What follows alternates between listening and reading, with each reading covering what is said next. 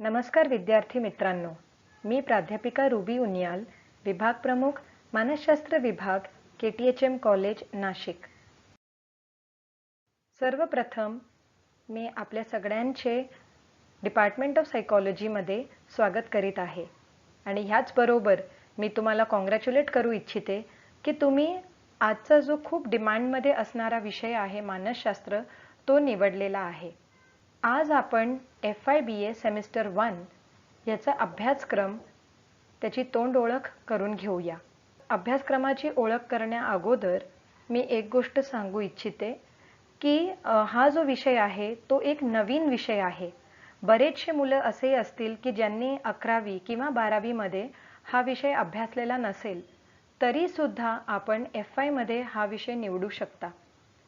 साधारण टेंडन्सी अशी असते की आपल्याला शाळेमध्ये जे विषय शिकवले जातात, साधारणतः इतिहास, भूगोल असेच विषय आपण किंवा भाषा असो हेच विषय आपण ग्रॅज्युएशनलाही घेतो।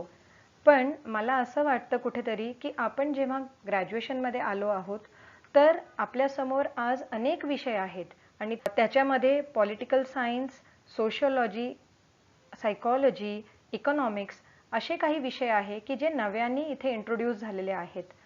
तर हे आपल्यासाठी एक संधी आहे की आपण ह्या क्षेत्रात सुद्धा काही करियर करू शकतो आणि ज्यांना इंटरेस्ट असेल ते हे विषय निवडू शकतात।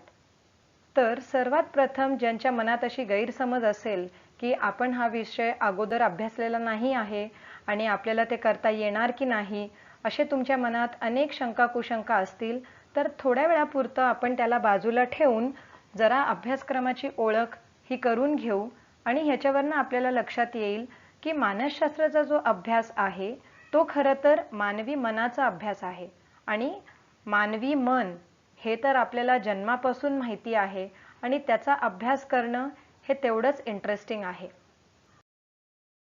आपला हा जो संपूर्ण अभ्यासक्रम आहे तो सावित्रीबाई फुले पुणे विद्यापीठाने ठरविलेल्याप्रमाणे आहे। तर 2019 सालीपासून म्हणजेच मागच्या वर्षीपासून FIBA ला नव्याने चॉईस बेस्ड क्रेडिट सिस्टम हे राबविण्यात येत आहे। चॉईस बेस्ड क्रेडिट सिस्टमचा अर्थ असा आहे की ह्याच्यामध्ये कंटिन्युअस इंटरनल इव्हॅल्युएशन म्हणजेच सतत अंतर्गत मूल्यमापन हे विद्यार्थ्यांचं होत असतं। ह्याच्यामध्ये सेमिस्टर एंडला 70 मार्काची सेमिस्टर एंड एक्झाम ही घेतली जाईल आणि पूर्ण सेमिस्टर भरामध्ये 30 मार्कांसाठी वेगवेगळ्या टूल्सच्या मार्फत आम्ही विद्यार्थ्यांचे मूल्यमापन करणार। ह्याच्यामध्ये तुम्हाला काही असाइनमेंट्स दिले जातील किंवा काही वेळेला तुम्हाला काही प्रेझेंटेशन करावे लागतील, काही वेळेला ओरल एक्झाम घेतली जाईल किंवा काही लिखित परीक्षाही घेतली जाईल। अशा प्रकारे वेगवेगळ्या डिपार्टमेंट्स मध्ये आपल्याला वेगवेगळ्या गोष्टी किंवा वेगवेगळ्या टूल्सच्या मार्फत आपलं इंटरनल इव्हॅल्युएशन हे घेतलं जाईल। हा जो आपला पेपर आहे त्याचं नाव आहे मानसशास्त्राची मूलतत्वे। याच्यामध्ये 4 घटक आहेत। जो पहिला घटक आहे त्याचं नाव आहे मानसशास्त्र ओळख। याच्यामध्ये आपण मानसशास्त्राची थोडक्यात ओळख करून घेऊया। दुसरा घटक आहे बोधनिक प्रक्रिया, तिसरा घटक प्रेरणा आणि भावना आणि चौथा घटक आहे व्यक्तिमत्व आणि बुद्धिमत्ता। आता आपण हा जो अभ्यासक्रम आहे तो सविस्तर बघूया। जो पहिला घटक आहे मानसशास्त्राची ओळख, त्याच्यामध्ये जो पहिला पॉइंट आहे याच्यामध्ये आपण अभ्यासणार आहोत मानसशास्त्र विज्ञान म्हणजे मानसशास्त्राला एक विज्ञानाचा दर्जा का म्हणून मिळवलेला आहे, मानसशास्त्र विषयाची उद्दिष्टे, मानसशास्त्राच्या थोडक्यात इतिहास आणि विचार प्रवाह। ह्याच्यामध्ये अनेक स्कूल्स ऑफ सायकॉलॉजी ज्याला आपण विचार प्रवाह असं म्हणतात त्याचा आपण अभ्यास करणार आहोत।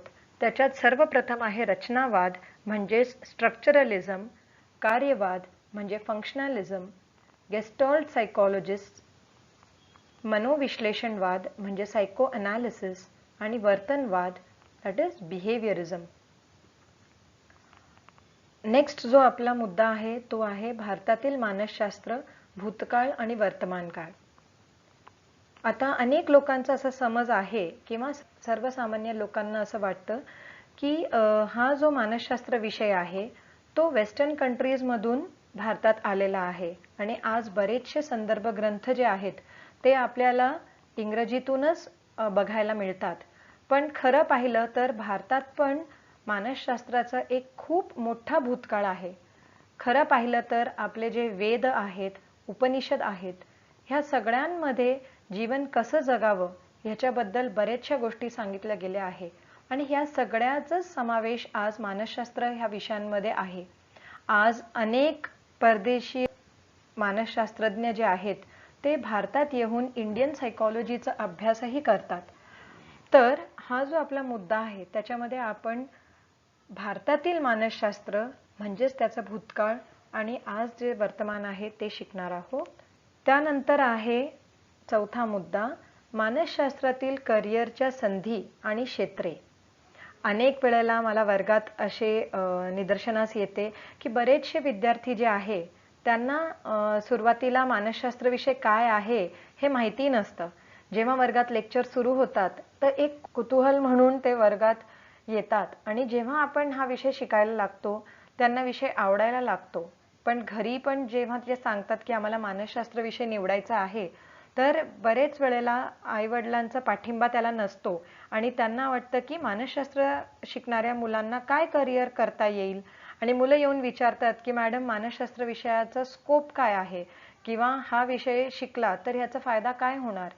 तर याला माझं एक सरळ उत्तर असं असतं की जिथे मन तिथे मानसशास्त्र, जिथे मन आहे तिथे मनाचा अभ्यास करणाऱ्या शास्त्राची गरज आहे. तर आता ह्याचा स्कोप कितपत आहे हे तुम्हीच ठरवू शकता. फक्त मानवी मनाचाच अभ्यास होत नाही तर प्राण्यांना सुद्धा मन असतं आणि तिथे पण मानसशास्त्राचा उपयोग हा केला जातो. ह्या मुद्द्यामध्ये आपण मानसशास्त्राची जी विविध क्षेत्रे आहेत जसं की चिकित्सा मानसशास्त्र म्हणजेच क्लिनिकल सायकोलॉजी, औद्योगिक आणि संघटनात्मक मानसशास्त्र म्हणजे इंडस्ट्रियल आणि ऑर्गनायझेशनल सायकोलॉजी, शैक्षणिक मानसशास्त्र एज्युकेशनल सायकोलॉजी, सामाजिक मानसशास्त्र सोशल सायकोलॉजी, वैकासिक मानसशास्त्र म्हणजे मानवी विकासाच्या वेगवेगळ्या टप्प्याचे वैशिष्ट्य इथे शिकले जातात, आरोग्य मानसशास्त्र हेल्थ सायकोलॉजी ज्याचा आपलं जनरलचा एक संपूर्ण पेपर आहे SY मध्ये, गुन्हेगारी व न्याय सहाय्यक. सध्या जर तुम्ही बातम्या जर बघत असाल आणि गुन्हेगारीच्या बातम्यात तुम्हाला इंटरेस्ट असेल तर आपण कायम गुन्हेगारीचे मानसशास्त्र म्हणजेच क्रिमिनल सायकोलॉजी आणि न्याय सहाय्यक अर्थातच फॉरेन्सिक सायकोलॉजी हे शब्द नक्कीच ऐकले असतील. त्यानंतर आहे सैनिकी मानसशास्त्र म्हणजेच मिलिटरी सायकोलॉजी, क्रीडा मानसशास्त्र परत ह्याला आज भरपूर स्कोप आहे ॲज अ स्पोर्ट्स सायकोलॉजिस्ट, चेता मानसशास्त्र म्हणजेच न्यूरोसायकोलॉजिस्ट, पर्यावरण म्हणजेच एन्व्हायरमेंटल सायकोलॉजिस्ट, सकारात्मक म्हणजे पॉझिटिव्ह सायकोलॉजी, आध्यात्मिक म्हणजेच स्पिरिच्युअल, स्त्री आणि बाल मानसशास्त्र. आणि ह्याच्यापेक्षाही अनेक क्षेत्र असे आहेत की जिथे मानसशास्त्राचा उपयोग हा होतो. त्यानंतर प्रत्येक चॅप्टरमध्ये जो शेवटचा मुद्दा आहे तो उपयोजन म्हणजेच ॲप्लिकेशन. तर आपण ह्या जे पूर्ण चॅप्टरमध्ये जे काही शिकणार आहोत शेवटी त्याचा आपल्या लाईफमध्ये काय उपयोग आहे याच्याशी रिलेटेड हा शेवटचा पॉइंट आहे उपयोजन. तर ह्या चॅप्टरमध्ये मानसशास्त्रीय पद्धतीद्वारा वर्तन समजावून घेणे. ह्यानंतर जो दुसरा घटक आहे तो आहे बोधनिक प्रक्रिया म्हणजेच कॉग्निटिव्ह प्रोसेसेस. आपल्या सगळ्यांना हे माहिती आहे की मानवी वर्तनाचा जो मेन आधार आहे तो शेवटी मानवी मेंदू आहे. तर मेंदूत चालणारे जे सगळे प्रक्रिया आहे त्यालाच आपण बोधनिक प्रक्रिया असं म्हणतो. तर ह्या घटकामध्ये आपण बोधनिक प्रक्रिया म्हणजेच कॉग्निटिव्ह प्रोसेसेसचा अभ्यास करणार आहोत. त्यात जो पहिला पॉइंट आहे वेदन, अवधान आणि संवेदन म्हणजेच सेन्सेशन, अटेन्शन अँड परसेप्शन. आणि आवर्जून हे जे सगळे मराठी शब्द आहे त्याचे इंग्लिश शब्दही तुम्हाला सांगत आहे कारण काही वेळेला मराठीत हे शब्द खूप बोजड वाटतात कारण इथे आपल्याला शास्त्रशुद्ध भाषेचा वापर करावा लागत आहे आणि जी शास्त्रशुद्ध भाषा आहे ती बोलचालीच्या भाषापेक्षा निश्चितच वेगळी आहे. तर आपण जेव्हा परीक्षेत पेपर लिहिणार त्यावेळेला सुद्धा आपल्याला हेच शब्द वापरावे लागतील आणि म्हणून सुरुवातीला जरी कठीण वाटले पण कालांतराने आपल्याला हे शब्द जे आहे तेच लक्षात राहतील. सो वेदन म्हणजे सेन्सेशन, अटेन्शन आणि परसेप्शन, संवेदनचे स्वरूप, संवेदन संघटनाची तत्वे हे इथे बघणार आहोत. जो दुसरा पॉइंट आहे हे सगळ्याच विद्यार्थ्यांना अतिशय महत्त्वाचं ते म्हणजे अध्ययन. अगदी जन्मापासून तर मरेपर्यंत आपण काही ना काही शिकत असतो, त्यालाच आपण इथे शास्त्रीय भाषेत अध्ययन असे म्हणतो. याच्यामध्ये आपण अभिजात आणि साधक अभिसंधान म्हणजेच कंडिशनिंग, त्यानंतर बोधनिक आणि निरीक्षणात्मक अध्ययन म्हणजे कॉग्निटिव्ह अँड ऑब्झर्वेशनल लर्निंग हे बघणार आहोत. तिसरा मुद्दा जो आहे तो आहे स्मृती म्हणजेच मेमरी, त्याची प्रोसेस प्रक्रिया काय आहे आणि माहिती संस्करण प्रारूप, त्याचं एक इन्फॉर्मेशन प्रोसेसिंग मॉडेल आहे ते इथे आपण शिकणार आहोत. स्मृती म्हटली का त्याच्यानंतर विस्मरणही शिकणं जरुरी आहे. तर विस्मरण म्हणजेच फॉरगेटिंग आणि विस्मरणाचे सिद्धांत काय आहेत व विस्मरणाची कारणे काय आहेत हे आपण इथे बघणार आहोत. जो शेवटचा मुद्दा आहे परत उपयोजन, ज्याच्यामध्ये आपण स्मृती सुधार तंत्रे, ज्याचा आपल्या सगळ्यांना परीक्षेच्या वेळेला सर्वात जास्त उपयोग होणार आहे ते इथे बघणार आहोत. तिसरा जो आपला घटक आहे तो आहे प्रेरणा आणि भावना. त्यात पहिला मुद्दा आहे प्रेरणा म्हणजे काय, त्याची व्याख्या, शरीर तापमान नियमन संकल्पना आणि मॅस्लो यांचे प्रेरणाविषयक अधिश्रेणी.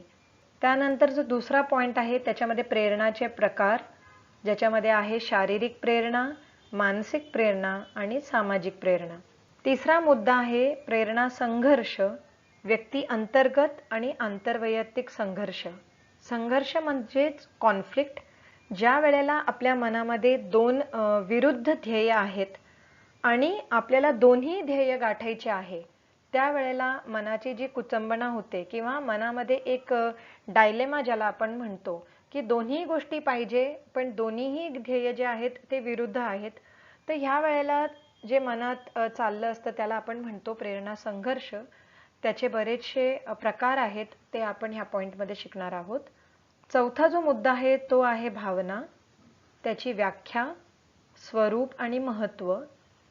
त्यात मूलभूत भावना म्हणजेच आनंद, उत्साह, प्रेमळपणा किंवा प्रेमाची भावना, खिन्नता, राग, भीती आणि प्रेम, ह्या सगळ्या भावना आपण बघणार आहोत. त्याच्यानंतर जो पाचवा मुद्दा आहे उपयोजनाचा, त्यात आपण शिकणार आहोत संघर्ष निराकरण कौशल्य म्हणजे कॉन्फ्लिक्ट मॅनेजमेंट. जसं मागे सांगितलं की मनामध्ये अशी डायलेमा सिच्युएशन किंवा कन्फ्युजन असते, त्यावेळेला अशा कन्फ्युजन्सला कसं रिझॉल्व्ह करावं किंवा त्याच्यातून आपण तोडगा कसं शोधायचं हे आपण ह्या शेवटच्या पॉइंटमध्ये शिकणार आहोत. शेवटचा आणि चौथा घटक जो आहे तो आहे व्यक्तिमत्व आणि बुद्धिमत्ता. आता आपल्या सगळ्यांना हे दोन्ही शब्द आपण ऐकले आहेत, पण इथे आपण त्याला शास्त्रीय पद्धतीने शिकणार आहोत. व्यक्तिमत्व म्हणजे काय, त्याची व्याख्या व स्वरूप. बरेच वेळेला असं गैरसमज असतो की आपण रस्त्यावर एखाद्या मोठ्या होर्डिंगवर एखादा स्पोर्ट्स फिगर किंवा सिनेमातलं व्यक्तीचं चित्र बघितलं आणि आपण लगेच असं म्हणतो की ह्या व्यक्तीची काय पर्सनॅलिटी आहे. तर त्यावेळेला आपण पर्सनॅलिटी म्हणजे फक्त दिसणं ह्याच्यावर आपलं भर असतो, पण जेव्हा आपण शास्त्रीय पद्धतीने अभ्यास करणार तेव्हा आपल्याला लक्षात येईल की अगदी साधारण दिसणाऱ्या लोकांना पण आपण भारदस्त व्यक्तिमत्व असलेल्या व्यक्ती म्हणून ओळखतो. आणि ह्याचं एक उदाहरण आहे महात्मा गांधी, नेल्सन मंडेला, लाल बहादूर शास्त्री. जरी हे फार देखणे नव्हते पण तरी सुद्धा त्यांची जी पर्सनॅलिटी होती ती डेफिनेटली खूप स्ट्रॉंग आहे. ह्यानंतर आपण दुसरा मुद्दा जो आहे तो अभ्यासणार आहोत, व्यक्तिमत्व, गुणवैशिष्ट्यांचा सिद्धांत. त्यात व्यक्तिमत्वाचे कॅटल यांचा सिद्धांत, ऑलपोर्टचा सिद्धांत आणि पंचघटक सिद्धांत म्हणजेच बिग 5 फॅक्टर हे बघणार आहोत. त्यानंतर तिसरा जो पॉइंट आहे ह्या घटकामध्ये तो आहे फ्रॉइड यांचा व्यक्तिमत्व विषयक मनोविश्लेषणात्मक सिद्धांत आणि आंतरक्रिया विश्लेषण. चौथा मुद्दा आहे बुद्धिमत्ता, म्हणजेच इंटेलिजन्स, त्याची व्याख्या, बुद्धिमत्ता सिद्धांत, त्याच्यामध्ये काही सिद्धांत आहे, गार्डनरचा सिद्धांत, कॅटलचा सिद्धांत, हे आपण इथे शिकणार आहोत. आणि जो परत आपला शेवटचा मुद्दा आहे उपयोजनाचा, तो आहे भावनिक बुद्धिमत्तेचे मापन व भावनिक बुद्धिमत्ता वाढविणे.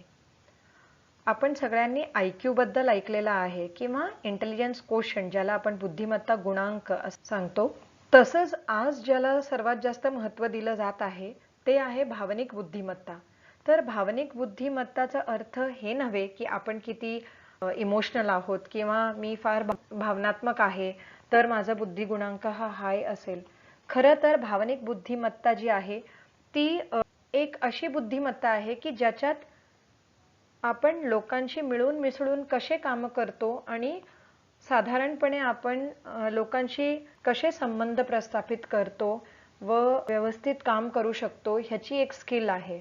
तर आजच्या जगामध्ये बुद्धिमत्तापेक्षाही भावनिक बुद्धिमत्तेला जास्त महत्त्व आहे आणि ह्या चॅप्टरमध्ये आपण भावनिक बुद्धिमत्ता कशी वाढवता येईल हे शिकणार आहोत. हा पूर्ण जो सिलेबस आपण आता बघितला आहे आणि ह्याचे जे 4 घटक आपण पाहिले आहेत, ह्याच्यावरनं असं लक्षात येईल की हे सगळे जे टॉपिक्स आहे, तर जरी हे आपले FI BAच्या अभ्यासक्रमाचे पार्ट आहेत तरी सुद्धा हे प्रत्येक व्यक्तीला अगदी जवळचे हे सगळे मुद्दे आहेत.